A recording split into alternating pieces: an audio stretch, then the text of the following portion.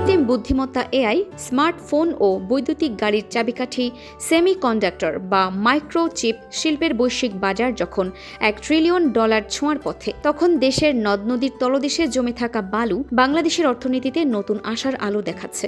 Geological survey of বাংলাদেশের জিএসবির তথ্য অনুযায়ী পদ্মা, যমুনা, ব্রহ্মপুত্র ও তিস্তা নদী অববাহিকায় থাকা প্রায় 300 কোটি টন বালুর গড়ে 28.7%ই কোয়ার্টোজ বা সিলিকা, যা শোধন করে চিপ তৈরির প্রাথমিক উপাদান পাওয়া সম্ভব। তবে বিশেষজ্ঞরা সতর্ক করে বলেছেন, সরাসরি অতি উচ্চ বিশুদ্ধতার ইলেকট্রনিক গ্রেড সিলিকনে রূপান্তর এবং চিপ তৈরির কারখানা স্থাপন অত্যন্ত ব্যয়বহুল ও ঝুঁকিপূর্ণ।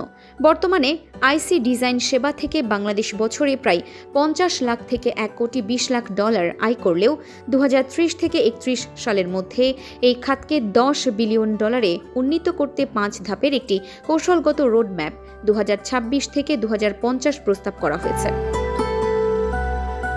বিএসআইএ ও উলকাসেমের মতে, ভারতের মতো প্রতিবেশীদের সঙ্গে প্রতিযোগিতায় টিকে থাকতে এই মুহূর্তে সরাসরি উৎপাদনে না গিয়ে চিপ ডিজাইন, ভেরিফিকেশন, টেস্টিং এবং প্যাকেজিং সেবায় মনোযোগ দেওয়া উচিত। এতে দেশের প্রতি বছর পাশ করা হাজার হাজার ইইই ও সিএসসি স্নাতকদের সাশ্রয়ী খরচে কাজে লাগিয়ে দ্রুত বৈশ্বিক বাজারে অবস্থান তৈরি করা সম্ভব। সরকার ইতিমধ্যে সেমিকন্ডাক্টর শিল্পকে জাতীয় মিশন হিসেবে ঘোষণা করে কর শুল্ক ছাড়, স্টার্টআপ অনুদান ও কালিয়াকৈরে 1500 কোটি টাকার ডিজাইন ও টেস্টিং হাব অনুমোদনের নীতিগত সহায়তা দিচ্ছে। সঠিক গবেষণা, আন্তর্জাতিক বিনিয়োগ এবং নীতি সহায়তার মেলবন্ধন ঘটলে নদীর এই বালু রাশিকে কেন্দ্র করেই তৈরি পোশাক খাতের পর সেমিকন্ডাক্টরই হয়ে উঠতে পারে বাংলাদেশের অর্থনৈতিক রূপান্তরের মূল চালিকা শক্তি।